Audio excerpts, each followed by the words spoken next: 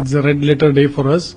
This follow-on order of 97 LCA Tejas Mark1 Alpha. The significant part is that there will be 70% indigenous content in this. It is an excellent example of how the government is walking the talk of Atmanirbharta. It's a red letter day for us.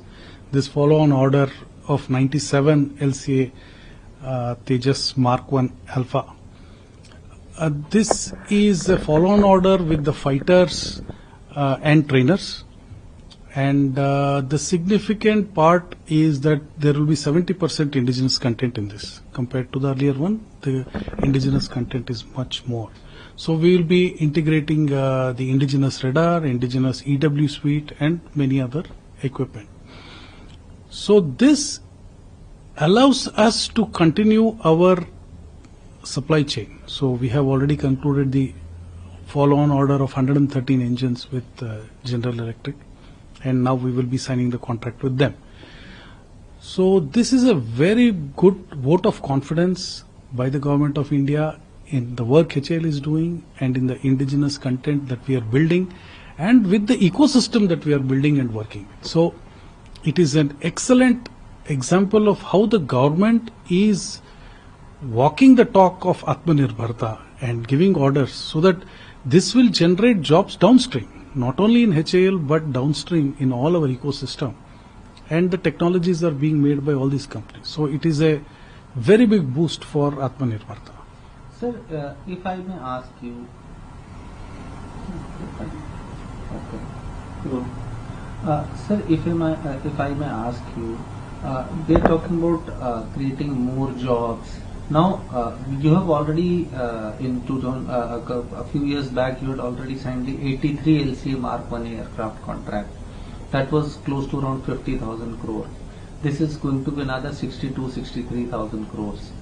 How many jobs are going to be created?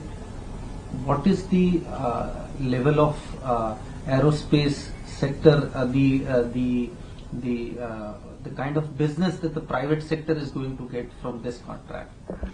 You see, in this aircraft, roughly 50% is the material content, 50 to 55%. There's a huge amount of material. And these materials, when we say, it could be equipment, it could be metal, it could be any spare part, whatever we build, they're all going to come either mostly from the Indian private sector. And some things we will manufacture, but most of it will come from the Indian private sector. So you can see that out of this huge number, 62,000 odd crores, a lot of it is going to go into the indigenous supply chain. So that will have this downstream effect of creating jobs. For example, even we are indigenizing a lot of materials. We are working with Vidhani for indigenizing some of the materials. We are working with Yantra India for some aluminum extrusions. Recently we have partnered with them. So we are trying to build those supply chains to reach the 70%. So obviously when these new radar which is there, the indigenous radar, Uttam that is going to come, or the Swayam Rakshak Kavach, these are going to be made in India. So obviously there will be a spin-off in terms of all these companies which are going to make this, will generate lots of jobs. So it is going to be a very big benefit for the whole ecosystem. We expect to sign it in October. The contract will be 1 billion plus. The contract negotiations are done, the price is finalized.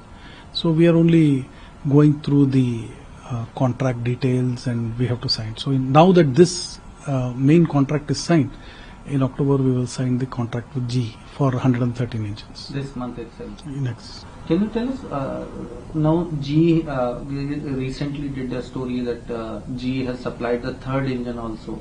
Now all these issues have been sorted out about the time taken by GE to supply. Have they sorted out their supply chain issues, and have they assured you that they will supply everything on time as per agreement between the two sides? See, that ramping up is taking place. They had promised us 12 engines in this calendar year. But perhaps now we will get 12 engines by the end of the financial year. This year we may get 10. We'll get the balance by March. So our commitment of, we have already built the 10th aircraft, 11th aircraft is ready. So these aircraft will get built and we will have 12 aircraft ready.